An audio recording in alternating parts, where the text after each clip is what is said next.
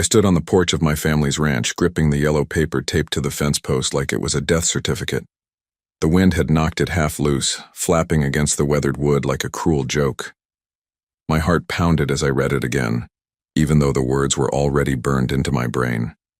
You have 72 hours to demolish all unauthorized structures or face legal action, fines, and forced removal.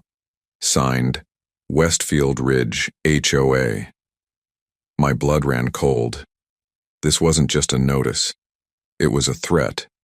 And not just to me, but to the land that had been in my family for 4 generations. My grandfather, a World War II vet, built this ranch with his bare hands. My dad added the red barn in '82. I added a greenhouse and a wooden chicken coop last spring. Apparently, the HOA didn't like that. But they made one mistake. They forgot who really owned the land beneath their fancy cul-de-sacs and HOA picnic shelters. And 3 days later, after a little help from the county recorder's office, the property tax assessor, and a friend in commercial real estate, I tripled their rent. Yes, their entire HOA clubhouse, their gym, the tiny parcel of land under their tennis courts. I legally owned it. They'd been leasing it for $1 a year under an ancient 99-year family lease signed by my great-grandfather. That lease expired last Thursday. They gave me 72 hours to tear down my ranch.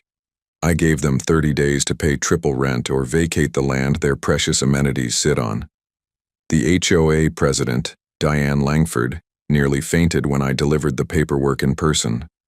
Her hands trembled as she tried to hold her phone steady and threatened to call legal. But I had already been to legal. I smiled at her. Calm. Cold. The kind of smile that only comes after you've been bullied one too many times. And then I leaned in and said, "You thought I was just a rancher? You should have done your homework." And that's when the screaming started behind the door of the HOA boardroom. But how did we even get here? Let me take you back. Back before the notice. Before the threats. Before Diane Langford and her HOA henchmen tried to make my life miserable. Because this war didn't start with legal documents or triple rent. It started with a horse, a loud rooster, and a cup of lemonade. My name is Travis Carter. I'm 41 years old. I live in Pinewood County, Colorado, just on the edge of the Westfield Ridge community. My ranch is a modest 12 acres, but it's my pride. I raise chickens, keep bees, and board a few horses. I even run riding lessons for local kids on weekends. It's peaceful, or at least it was. The real story started about 4 months before the notice, when I met Diane Langford for the first time. Diane was the newly elected HOA president of Westfield Ridge, and boy, did she walk like she ruled the world. Blonde bob haircut, crisp pastel suits, clipboards under one arm, and judgment in her eyes. Her husband Howard was quieter, tall, bald, always 3 steps behind her, usually wearing a strained smile like someone who'd lost all his battles years ago. They showed up unannounced one Saturday morning while I was hammering new planks onto the chicken run. Diane didn't greet me. She just looked around and said, "We've had some complaints about the noise. Is that a rooster?" I glanced at Billy, my proud old Rhode Island red, who crowed again as if on cue. "Sure is," I said. "Part of the ranch." Diane clicked her tongue and scribbled something down. Howard tried to be friendly. "It's a lovely place you've got here, real rustic charm." I nodded. "Thanks. My granddad started it. Been in the family since '49. Diane didn't care. She was already inspecting the fence line like a health inspector on a mission. "We'll need to talk about that coop," she said. "I don't believe it was approved by the HOA Architectural Committee." I set my hammer down. "I'm not in your HOA." She paused. "Excuse me? This ranch is private land, not part of Westfield Ridge. Never opted in." She froze for a second, then recovered with a tight smile. "Well, your property borders the community, and some of our residents have voiced concerns." "About what?" "Noise. Smells. One child claimed your horses startled her. They're in a fenced paddock." She glanced again at Billy the rooster, who crowed like he was enjoying this. "I'm just letting you know," she said, voice tightening, "that we'll be keeping an eye on things." And just like that, Diane turned and marched off, Howard shuffling behind her. That was the first time. The second time was worse. It was early spring, and I'd opened the ranch gates for a neighborhood fundraiser, pony rides for kids, lemonade, and a few games. I even invited some of the Westfield Ridge folks. It was meant to build bridges. That's when I met Sarah Morgan, a single mom from the HOA community. She showed up with her daughter, Abby, who was 7 and battling leukemia. Abby was pale, quiet, and clung to her mother's side until she saw the horses. Then her face lit up. "Can she ride?" Sarah asked. "Even just a slow walk?" I smiled. "Absolutely." That day, Abby rode my gentlest mare, Daisy. She giggled the whole time. Sarah cried quietly on the bench. After the ride, Abby insisted on feeding Daisy carrots. Diane showed up halfway through. She didn't smile, didn't wave. She stormed over to me, red-faced. "Travis, did you get permits for this? It's just a friendly community day. You have vendors, you have rides. Do you even have insurance?" I handed her a copy of my ranch's liability coverage. She wasn't expecting that. Then I offered her lemonade. She didn't take it. 3 days later, a letter showed up. Violation of zoning codes, unauthorized events, unpermitted structures. It wasn't from the county. It was on HOA letterhead. That's when I knew. This wasn't about rules. It was personal. She didn't like the ranch, or the animals. Or maybe it was that the kids loved this place more than the HOA playground with its fake mulch and broken swing. Over the next few weeks, it escalated. Complaints about roosters, reports of loose bees near the community pool. One neighbor claimed my goats were staring menacingly through his fence. Then came the notice. Tear it down. 72 hours. No court order. No sheriff's badge. Just paper. I could have panicked. But instead, I went digging. And I found gold. Turns out, back in 1927, my great-grandfather James Carter had signed a lease with the town to let a small parcel of his land be used for community recreation purposes. It had been renewed once, in 1949, for 99 years. That lease? It expired 4 days before the notice arrived. And guess what stood on that land now?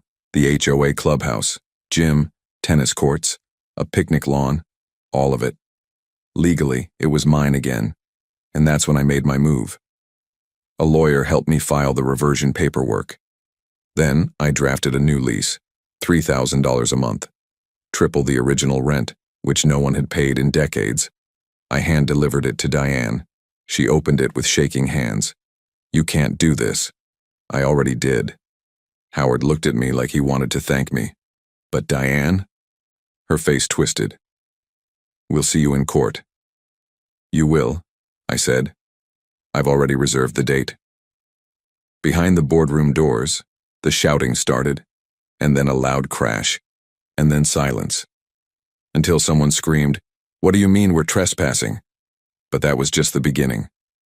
Where are you watching from? Let me know in the comments, because things are about to get wild.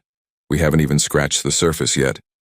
The day after I delivered the new lease, I woke up to find my front gate wide open, and one of my signs torn down.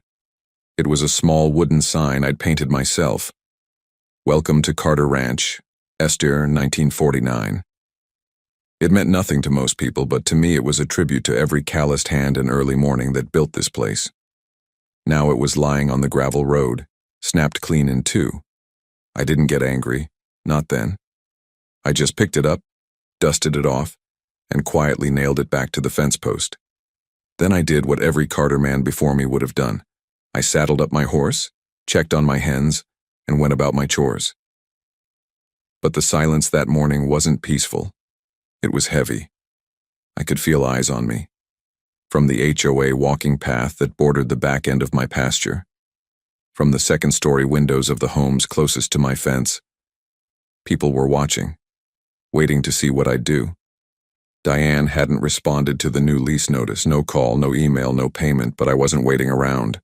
I was building my case. I went to the county courthouse, pulled every document related to the original land lease, every zoning map, every plat line. I highlighted everything. I took photos of the HOA facilities sitting on my property.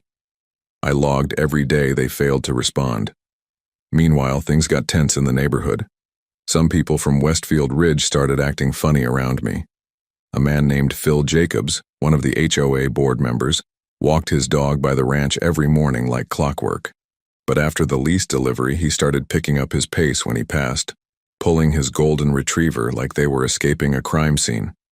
Another woman, Jessica Crane, who once brought her son over to visit my baby goats, now looked at me like I was holding a flamethrower instead of a feed bucket. But not everyone had turned against me. One afternoon, I heard the crunch of gravel and turned to see Sarah Morgan's old Toyota pull into the drive. Abby was in the passenger seat wrapped in a little pink blanket, her head bald from treatments, but her eyes still glowing when she saw the horses. Sarah got out and walked over slowly. "I heard what they're doing to you," she said. "It's not right." I smiled. "They picked a fight they don't understand." She looked down, biting her lip. "They told me, if I supported you, I'd lose access to the HOA Kids Fund. That's how I pay for Abby's art therapy." My jaw clenched. That was low, even for Diane. "You know you can still come here," I told her. "No HOA needed." That night, I hosted another small event. Just 3 families. No signs, no banners. Just campfire marshmallows and pony rides under the stars. I didn't ask for permission. I didn't tell anyone. But I saw shadows watching from across the pasture. And the next morning, there was another envelope. This one was red. It said I was being sued by the HOA for interference with community peace, illegal gatherings, and property encroachment. It was a joke. But jokes can cost money. I called my lawyer, Camila Ortega, a tough-as-nails woman who grew up working cattle in Texas before becoming the sharpest legal mind in the county. She laughed when she read the HOA complaint. "They're shooting blanks," she said, "but they want to scare you, drain you, drag you." "I'm not scared," I said. "I'm just tired." Camilla nodded. "Then we fight smart." Over the next week, we gathered more evidence, photos, records, testimonies from people who'd been bullied by the HOA. And then something unexpected happened. One morning, a stranger showed up at my gate. Tall, lanky guy in a Denver Broncos jacket, sipping from a coffee thermos. "You Travis?" he asked. I nodded. "My name's Ethan Wells. I'm a land assessor. Got hired to reevaluate property lines out here." "By who?" He hesitated. "The HOA. Of course." "They think they can redraw the lines?" I asked. Ethan chuckled. "They're grasping, but I had to come." He walked the perimeter with me, took notes, but at the end he said, "For what it's worth, your case is solid. If anything, they're the ones trespassing." I thanked him. He paused before leaving. "You know, Diane's been president here for 5 years, but lately people are talking. Some of them are tired of the drama." I raised an eyebrow. "You mean the homeowners?" He nodded. "There's whispers of a recall vote." That was interesting, and something I could use. Later that afternoon, I drove into town to check on my feed order. When I returned, there was a commotion near the edge of my property. Several HOA members were gathered by the fence line, shouting. As I got closer, I saw 2 sheriff's deputies standing between them and my ranch hand, Luis. Luis was a quiet guy, mid-30s, reliable. He worked weekends and helped with the horses. He looked shaken. "They tried to come onto the ranch," he said. "I told them to stop. One of them shoved me." The deputies confirmed that no one had crossed the actual fence line, but the tensions were rising. "You might want to put up a camera," one deputy said, "or a no trespassing sign." I thanked them, but my gut churned. This wasn't just petty anymore. It was getting dangerous. That night I barely slept. Every creak outside made me get up and look out the window. I kept my rifle nearby, not to use it, but just in case someone forgot that this was still private land. Then came the morning that changed everything. I was out feeding the horses when I heard tires crunching up the gravel. I looked up to see a city vehicle followed by a black SUV. Diane stepped out of the SUV. So did two men in suits. One of them held a file folder. "Mr. Carter," he said, "we've come to serve you with a temporary cease and desist order. The HOA is filing for an emergency injunction." I blinked. "On what grounds?" "That your land use is causing distress to the community. That you're interfering with community functions. That your structures pose a safety hazard." He handed me the file. Camilla was already on speaker before they pulled away. "They're bluffing," she said, "but we can't ignore it." I looked at the papers, and then I looked beyond them, toward the clubhouse, the gym, and the tennis courts that all sat on land they no longer owned. "All right," I said quietly. "Time to play their game." The next morning, I walked to the clubhouse fence with a big white sign under my arm. I nailed it to a post just before sunrise. It read, "Notice private land. Lease terms expired. Access revoked until payment received. Trespassers will be prosecuted."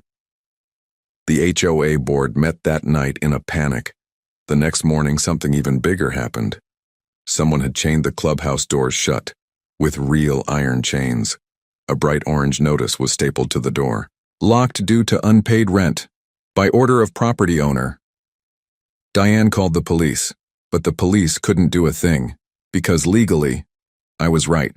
And that's when she completely snapped. Right there, in front of cameras, because a local news truck had shown up too. I watched from my fence line, arms folded. This was far from over. But it was finally my turn to fight back. And the next move? Let's just say, it was going to be loud and permanent. It was just after dawn when the rumble of heavy machinery broke the silence. The sun was barely peeking over the ridge when I opened my front door to the sight of a bulldozer and two flatbed trucks pulling onto the edge of my property. Specifically, the sliver of land that extended behind the HOA's beloved tennis courts and gym. They weren't mine. They were sent by Diane Langford. And trailing them like a royal procession was Diane herself, standing tall in her pastel blue pantsuit, arms crossed, lips tight. Beside her was Phil Jacobs from the board, and one of the HOA's lawyers, same guy from the cease and desist. Diane was grinning like the devil on Sunday. "Travis," she called out cheerfully, "I'm just letting you know, since you claim to be the legal landowner, we've decided to clean up the place a bit. Remove some of your unsightly debris, if that's even allowed." The bulldozer's engine growled to life. I didn't move, I didn't blink. Instead, I lifted my phone. "Smile," I said. "You just officially committed trespassing and unauthorized use of private land." Click. I got it all. The trucks, the people, the smug faces, the timestamp. They had crossed onto my side of the line now. By noon, Camilla had filed a temporary restraining order against the HOA board's executive members, halting all activity near the disputed property. But it was too late for one thing. They had already torn up the west pasture fence, a part of the original Carter boundary line built by my grandfather. When I saw it lying in splinters, something in me snapped. This wasn't just a battle over land anymore, this was war. I called in favors. Big ones. That afternoon, 3 massive commercial development survey trucks rolled up my gravel road, followed by a fleet of contractors. These weren't random workers. These were urban developers I'd partnered with during the last real estate downturn, people who owed me more than a few favors. Diane saw them from across the road. She marched back down with Howard trailing behind, his face pale. "Travis," she barked, "what exactly are you doing now?" I looked at her and smiled. "I'm preparing the land for development." Her mouth opened, closed. "This is ranch land," she hissed. "Was ranch land," I corrected. "Now I'm thinking, a few rental units, a little commercial space, maybe a farmer's market.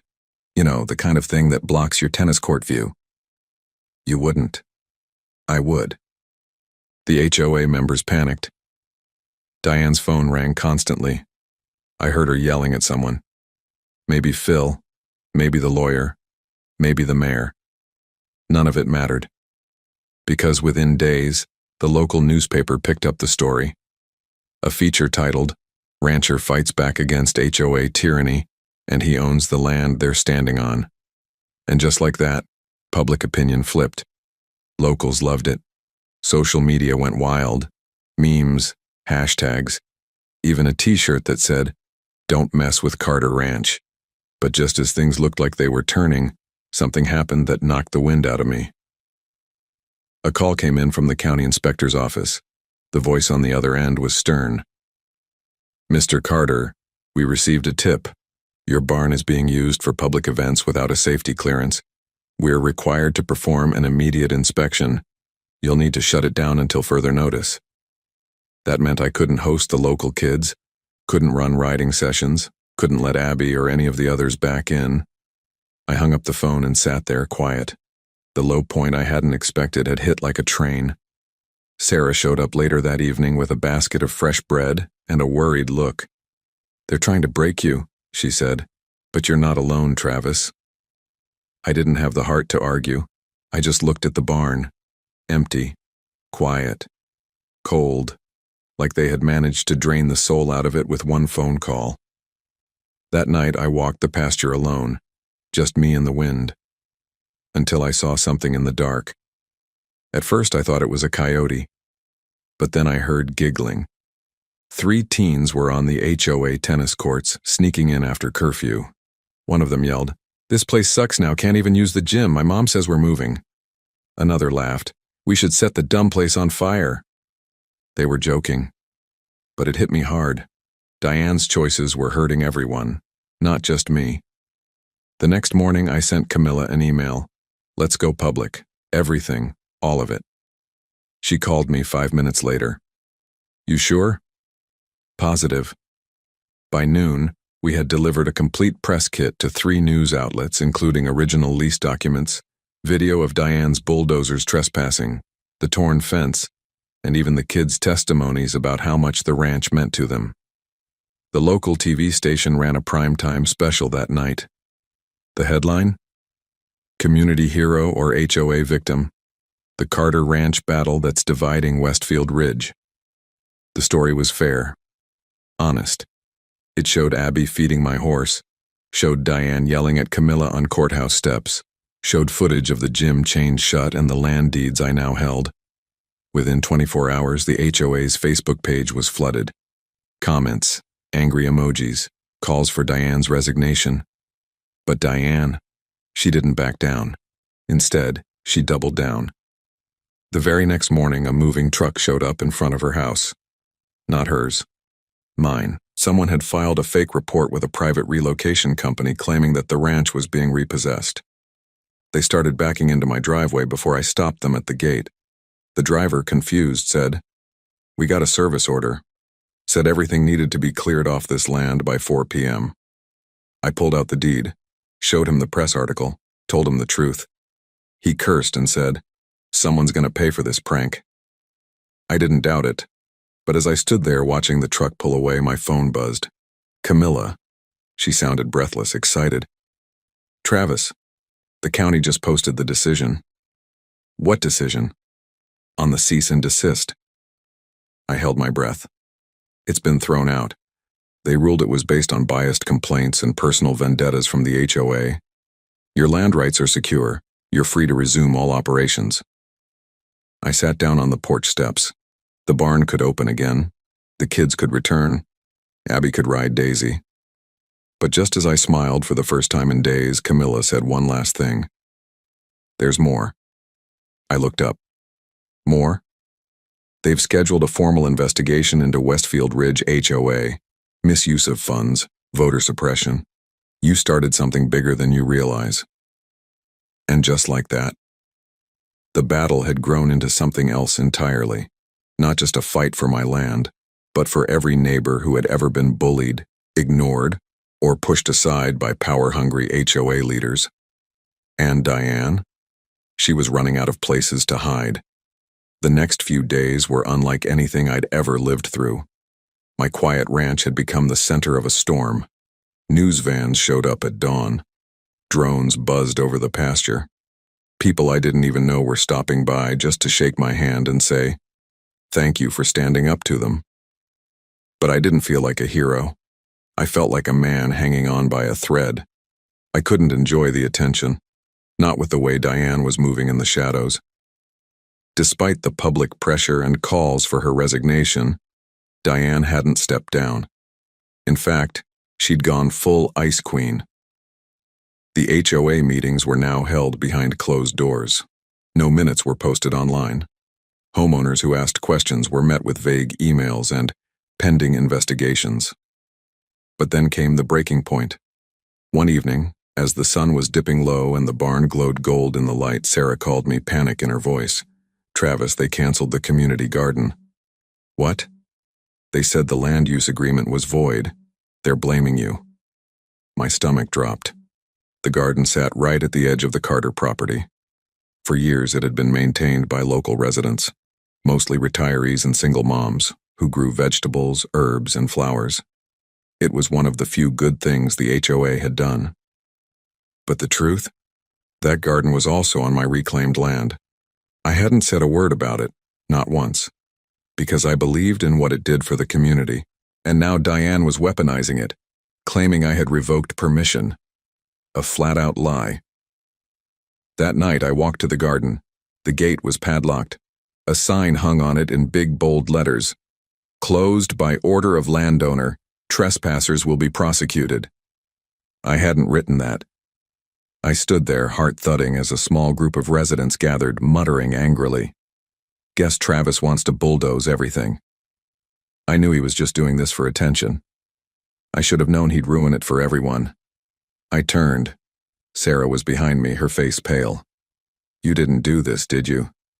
"No," I whispered.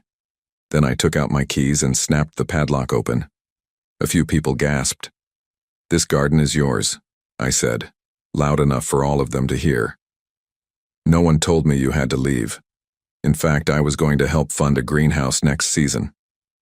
Someone asked, "But the sign?" "I didn't write that. Diane did." The silence hung heavy. Then one by one, people started walking into the garden again. Planting, watering, restoring. But that lie changed something. I realized Diane wasn't just fighting me anymore. She was trying to turn the entire community against me. And in some ways, it was working. That night, someone egged my barn. The next morning, I found broken beer bottles at the end of my driveway. One had a note stuffed inside. "Not everyone's on your side, ranch boy." I handed the note to Camilla. She frowned. "It's time we show them what you're really made of." "How?" "We're not just going to expose Diane. We're going to outvote her." That was the plan. According to HOA bylaws, if 25% of homeowners signed a petition, they could force a special election to remove the board president. Camilla and a few volunteers, including Sarah and Luis, got to work canvassing, door to door, house by house. Some people slammed their doors. Others signed eagerly. But the real moment of hope came when a woman named Helen Douglas, one of the oldest residents in Westfield Ridge, opened her door. Helen was sharp, wise, and not easily fooled. I knew Diane was trouble when she started fining my grandson for chalk drawings on my own driveway. She said, signing the form without hesitation, "You just make sure you don't become her on the other side of this." That stuck with me. Don't become her. A few days later, we had 73 signatures. Just enough. The HOA board was forced to announce a recall vote for Diane Langford in 21 days. It was on, and that's when she pulled her most extreme move yet. Diane filed a lawsuit against me personally, claiming emotional distress, slander, and loss of community value. The suit demanded $500,000 in damages, $500,000. I read it at the kitchen table, my hands shaking. This wasn't just a power play anymore. It was a full-scale attack. Camilla showed up within the hour. She read the suit, sighed, then said, "We'll crush this in court, but we need to make it public." So I agreed to one interview, just one. It aired the next night. A quiet sit-down with a local journalist in front of the barn. I told the story from the start, about my grandfather, the lease, the threats, the lies, the garden, and finally, the lawsuit. I didn't yell. I didn't cry. I just told the truth. And at the end of the segment, the journalist asked me, if you could say one thing to Diane right now, what would it be? I looked at the camera, and I said, I'd say thank you. Thank you for reminding me what this land really stands for. Not just tradition, but community. And I'm not going anywhere. The interview went viral. Support poured in. Dozens more HOA residents who hadn't signed the petition before showed up at my gate, asking how they could vote. One woman brought cookies. Another dropped off a jar of homemade pickles. Sarah cried when she saw the line of neighbors asking how to help.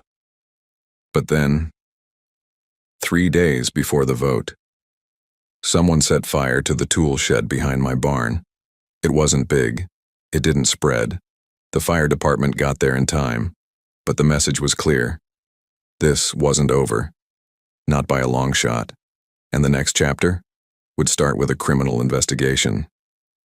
The sky was still dark when I smelled the smoke. Not a campfire. Not barbecue. Burning wood. Char. Melted plastic. I threw on my boots and ran toward the back of the barn, where the tool shed sat. By the time I got there, flames were licking up the walls like angry fingers. The air was hot and dry, thick with black smoke. I didn't hesitate. I grabbed the hose and turned it full blast, shouting for Luis, who came running from the bunkhouse barefoot, still pulling on his shirt. We fought it for 10 minutes before the fire truck came barreling down the drive. The firefighters took over, and I stepped back, coughing, my hands shaking. The shed was a total loss. All the tools. The feed bins. A saddle I'd owned since I was a boy. Gone. But thank God it hadn't spread to the barn. The fire chief was a guy I knew. Tommy Grant, a good man who'd played ball with me back in high school. He walked up, adjusting his helmet. Travis, this wasn't an accident. I swallowed hard. You sure? Accelerant near the door. Shed doesn't even have electricity. Someone set this. And just like that, everything got real. This wasn't vandalism. This was arson. The sheriff's deputies came out a few minutes later. Flashlights swept the perimeter. One of them found a gas can in the brush, half melted, fingerprints likely destroyed. But that wasn't the worst part. The worst part was the note they found nailed to my chicken coop, scrawled in black marker on a ripped piece of cardboard. Next time, we won't miss. That night, I didn't sleep. I didn't even sit down. I stayed up patrolling the ranch with my rifle strapped to my chest, flashlight in hand, every creak and rustle in the dark setting my nerves on edge. This wasn't a property fight anymore. This was personal, and I knew exactly who was behind it. No, I couldn't prove Diane had lit the match, but I knew her fingerprints were all over the hatred she had sown, her words, her lies, her twisting of facts and rules to get people to fear me, hate me. And now someone had taken that hatred to fire and threats. The next morning I called Camilla. She listened quietly as I told her everything. We're pressing charges, she said firmly. We'll subpoena HOA security footage, gate logs, everything. I agreed. But I also told her something else. No matter what happens, I said, we go through with the recall vote. She paused. You sure you're up for that right now? Camilla, I've never been more ready. 3 days later, Westfield Ridge was swarming with tension. Signs went up. Vote yes to recall Diane. Flyers circulated. Volunteers made calls. Sarah, Luis, and even Helen Douglas stood at the entrance of the community, handing out pamphlets. The HOA board tried to stop it. Phil Jacobs claimed the vote was illegal. Diane posted a video online calling it an attack on order and decency. But it was too late. The residents had spoken, and the ballots were printed. Meanwhile, I made a quiet decision. I reopened the barn. No press, no fanfare, just kids. Abby showed up with a sketchbook and a big smile. "Is Daisy okay?" "She's perfect," I said, lifting her up onto the saddle. The barn filled with laughter again. Sarah hugged me before she left. "No matter what happens, you gave this back to us." And I held on to that, because I needed it. The day of the vote was tense. Cars lined the streets, neighbors whispered, people who'd barely spoken to each other before stood together in line. I stayed home. This wasn't my election. It was theirs. That evening, Camilla showed up with a huge grin and a stack of folded papers. I raised an eyebrow. "Well?" She dropped them on the table. 76% voted yes. I blinked. "She's out?" "She's out." Diane Langford had been officially recalled as HOA president.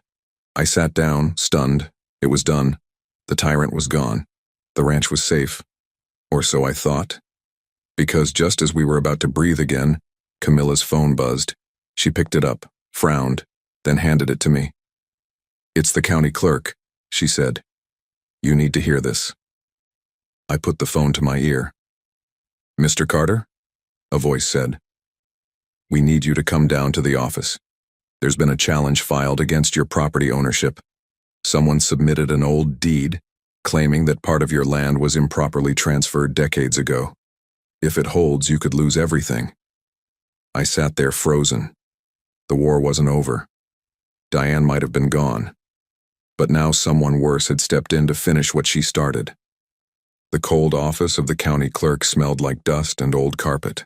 The fluorescent lights buzzed overhead, and every time a phone rang at the front desk, my stomach jumped. Camilla and I sat across from Mr. Gerald Whitaker, a bespectacled man in his 60s with a comb-over and a serious expression that told me this wasn't a prank. He placed a yellowed, fragile document on the desk between us. "This," he said, tapping it with his pen, "is a title claim submitted by a Mr. Jonathan Langford." My chest tightened. "Langford? As in—" "Yes," Gerald said, not looking up. "Diane's husband's cousin. Apparently, he claims his grandfather was the original owner of this portion of land, and that your great-grandfather's lease expired illegally. If this holds, the last renewal could be considered void." Camilla picked up the paper and scanned it quickly. "This is flimsy at best," she said. "It's a claim without registration. No stamp, no approval. This doesn't even have a proper chain of title. But it's enough to initiate an investigation," Gerald added, and with that, the floor seemed to fall out from under me. I leaned back in my chair, heart pounding. All the work, all the fights, all the people counting on me. One man, one old paper, one sneaky cousin, and the whole ranch was back in jeopardy. Camilla took a deep breath and stood up. "We'll challenge it. Don't think this means anything, Travis. It's a scare tactic. Meant to stall you. Meant to buy them time." "Time for what?" I asked. She hesitated. "To flip public opinion. To bankrupt you. Or worse, get the land condemned so the county seizes it for misuse." I didn't speak on the ride home. I just stared out the truck window, watching the fences roll past. The ranch looked peaceful, but I knew better now. This wasn't about fences or pastures. This was about power. That night, I called an emergency meeting, not with lawyers or press or HOA members, but with the residents. I opened the barn and set up folding chairs in a circle. The lights overhead were dim, the air warm with hay and sweat and nervous energy. Dozens came. Sarah, Helen, Phil Jacobs, surprisingly. Even some folks who had never spoken to me before. "I don't know what Diane told you," I began, standing in the center. "But someone's trying to steal this land again. And if they succeed, everything we've built here, everything you've helped me defend, will be gone." Murmurs, gasps. Phil stood up. "I want to say something," he said. People turned. "I was on the board when Diane started all this," he said quietly. "I didn't speak up. I let her bully Travis. I let her twist the rules to suit her control. But I've seen what this ranch means to the kids, to the seniors. And I'm done staying quiet. He turned to me. If this goes to court, I'll testify. I'll say everything I saw behind closed doors. It was the first time in weeks I felt like I might breathe again. Others followed. A retired Navy vet offered to help pay legal fees. A young mom said her son with autism had only ever smiled when feeding my goats. An elderly man said the ranch was the first place he felt like he belonged after his wife passed. That night I saw it. This wasn't just my land. It was our home. And we were going to fight for it, together. The next few weeks moved fast. Camilla filed a counterclaim backed by over 40 signed affidavits from residents. We unearthed dozens of original documents that confirmed the Carter lease had been legally renewed in 1949 and again in 1988 by my father. The Langford document was riddled with holes. One even misspelled his ancestor's last name. But the legal gears turned slowly. Meanwhile, I received a notice from the county inspector. They would be sending a new team to reassess land use compliance on my ranch, clearly a move instigated by someone high up. When they arrived, 3 stern-faced officials in hard hats and clipboards, I welcomed them politely. They walked the property, took notes, photographed my chicken coop, my bee boxes, even the swing set I'd built near the pond for the kids.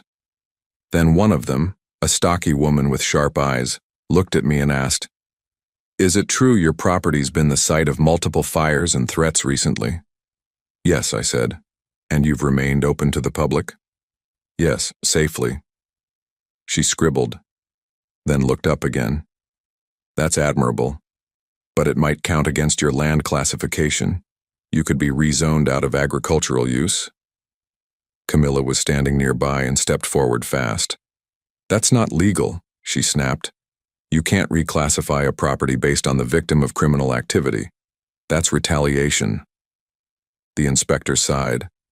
"You're probably right, but we've been told to document everything. I think you have enemies who aren't done yet." Later that day, I received a strange visit. A man in a suit, tall and thin, introduced himself as Mr. Kramer, a land developer. He walked my ranch slowly, hands behind his back. "Beautiful space," he said. "Open, clean, valuable." I didn't respond. He turned to me. "I represent a group interested in acquiring this land. We're prepared to offer you $4 million. Cash." I blinked. "Excuse me?" "We want to build a residential luxury expansion, townhomes, some retail, possibly a golf course. Your current situation seems fragile. This could help you walk away with your head high." I stared at him. Then I laughed. Not because it was funny, but because it was insulting. "No," I said. "You can't buy this. Not from me. Not for any price." He shrugged. "I'll leave the offer open. You may feel differently after the court hearing next week." And just like that, he was gone. Camilla called it immediately. "They're squeezing you. Threats, legal delay, financial pressure, everything to break you." I nodded. Then I said what I hadn't told anyone. "If I lose this land, Camilla, I don't care about the money." She tilted her head. "Then what do you care about?" I looked out the window at the pasture. "At the end of the day, I just want those kids to still have somewhere to ride." She smiled. "Then let's win." The week of the court hearing arrived with overcast skies and a bitter wind. The courtroom was small but packed. HOA members, ranch supporters, press, even a few council members from town. Jonathan Langford sat at the plaintiff's table, smug, wearing an expensive gray suit and a watch that cost more than my truck. He didn't speak. His lawyer did all the talking. Camilla, calm and poised, dismantled their case piece by piece. The flawed deed, the missing registration, the fake historical timelines. Witness after witness backed us up. And then, the judge asked to see the original lease renewals. Camilla stepped forward and handed them over. I held my breath. The judge flipped pages for a full 5 minutes. Then he looked up. "Mr. Langford," he said, "your claim is denied. Mr. Carter holds rightful and continuous ownership. Court adjourned." The courtroom erupted. Gasps, cheers, applause. But the moment that stuck with me. when I looked over to Jonathan Langford and saw Diane seated behind him. Not as a board member, not as a leader, just another angry person watching power slip away. And then, as I stepped out into the wind, Camilla touched my arm. "Travis, look." I turned toward the parking lot. A crowd had gathered, holding signs, children in riding helmets, seniors in lawn chairs, teens with "Save the Ranch" t-shirts, and in the middle, Abby, holding a drawing she'd made. A horse, a big red barn, a man in a cowboy hat. She ran up to me and hugged my leg. "You did it, Mr. Travis, you saved it." I knelt, tears in my eyes. "No, kiddo," I whispered. "We saved it." But then, just as I stood, a phone buzzed. Camilla answered, her face changing. "What is it?" I asked. Her voice dropped. "They just sent it." "Sent what?" She looked up at me. "The new rent bill." My brow furrowed. "For what?" "For you, Travis." And that's when I saw it. A new twist, a new move, a new attack. The HOA just filed to charge you retroactive rent for unauthorized commercial use of HOA access roads. And the amount? Over $300,000. The war wasn't over. Not yet. They say evil doesn't sleep, and judging by that rent bill, neither did the HOA. $300,000. That's what they claimed I owed, retroactively, for the unauthorized commercial use of a small patch of asphalt that ran through the edge of Westfield Ridge. A road that touched the back corner of my ranch. A road my grandfather built, paved, and later allowed the HOA to connect to for community convenience, rent-free. Now they were turning that gift into a trap. The papers arrived from a new legal firm, one Diane hadn't used before. These guys were bigger, meaner, real estate specialists with reputations for flipping rural land into subdivisions. The letter read, "Carter Ranch has benefited from 12 years of unrestricted access to HOA-managed infrastructure. By using said infrastructure for profit-generating activities, you are subject to back rent, maintenance dues, and commercial liability." They had gone around the land deeds, around the lease, around logic. They had found a new angle. Camilla read it in silence, her jaw tight. "They're not trying to win," she said. "They're trying to drain you. They know you just spent thousands fighting the Langford claim. This is about bleeding you dry until you give up." I exhaled slowly. I didn't have $300,000. Not even close. The ranch earned money, sure. We sold honey. We gave rides. We hosted classes.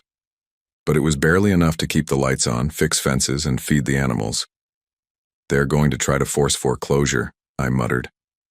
Camilla nodded. "Or bankrupt you through liens." The pressure was back, and it was worse this time. Quiet, legal, paper cuts one after another until the whole place bled out. And then, a knock at the door. I opened it to find Phil Jacobs standing there, a folder in hand. He looked nervous, sweaty. "I did something," he said. He stepped inside and laid the folder on my table. Inside were printed emails, meeting notes, internal memos, all from Diane's time on the board. "I saved everything," Phil whispered. At first because I was scared, then because I knew she wasn't going to stop. Camilla scanned them quickly. "This is gold," she breathed. There were receipts for personal spa trips charged to the HOA, emails discussing plans to sabotage the ranch, even messages admitting the fake cease and desist order was never filed with the city. Camilla's eyes lit up. "We can go on the offensive." But I wasn't sure. I was tired. I looked around my home. The walls built by my grandfather, the photos of my parents, the smell of hay drifting in from the open windows. Then I looked out at the ranch, the goats, the chickens, the trees we planted last year, the kids drawing chalk horses on the barn floor. I couldn't walk away. Not now. "Let's hit back," I said. So we did. The next day, Camilla filed a lawsuit of our own. Fraud, harassment, malicious prosecution, retaliatory enforcement. We weren't just playing defense anymore. We named Diane. We named Jonathan Langford. We even named the new HOA legal firm, accusing them of conspiracy to extort under the guise of civic enforcement. And then, Camilla called in the final favor. She contacted the local district attorney's office. Within 72 hours, Diane was subpoenaed, not just for HOA mismanagement, but for criminal misuse of public infrastructure for personal retaliation. The hearing was scheduled 2 weeks later, and in that time, the most amazing thing happened. The community stood up. They crowdfunded my legal fees. Within 6 days, the fundraiser had crossed $127,000. People from all over the state sent messages. Kids brought letters. Local businesses dropped off gift baskets. Even the mayor showed up on my porch with a signed city resolution thanking Carter Ranch for contributions to local heritage and community unity. It was humbling and healing, but the best was still to come. Because when Diane finally walked into the courtroom escorted by her own lawyer, looking more like a wilted flower than the ice queen she used to be, she was met with a wall of faces, parents, veterans, children, seniors, all standing behind me. The trial didn't last long. The documents from Phil were devastating. Emails showed Diane actively planning the garden shutdown. She had coordinated the trespassing bulldozers, and yes, she had ordered the rent stunt after losing the recall. The judge didn't even flinch when he delivered the sentence. This court finds that the actions of the HOA, under former President Diane Langford, constitute gross abuse of power, deliberate harassment, and financial coercion. The Carter family will be awarded damages totaling $480,000. All false claims are hereby dismissed with prejudice. The room exploded in cheers. Diane's face crumbled. And me? I sat back and cried. Not from relief, from peace. It was finally over. The land was safe, the barn could stay, the kids could keep riding, and Carter Ranch would live on. 3 months later, a new sign went up near the road. Welcome to Carter Ranch Community Park in partnership with Westfield Ridge HOA, reformed, where families grow roots. The new HOA president? Helen Douglas. The treasurer? Sarah Morgan. Phil stayed on too, quiet, humbled, and working hard to make things right. We opened the garden again. We added a nature trail, and every weekend Abby leads pony rides with a proud grin under her helmet. As for me, I still wake up at dawn, still fix fences, still hear Billy the rooster screaming his lungs out like he owns the place. But now when I walk that land, I don't walk alone. I walk with a community, a family, a legacy. Because when the HOA gave me 72 hours to tear down my ranch, I gave them a lifetime of resistance, and when they tried to triple my pain, I tripled their rent, tripled their shame, and tripled my community in the process. Thanks for listening to my story. Let me know where you're watching from, because this fight wasn't just mine. It belongs to everyone who's ever stood their ground against the impossible and won.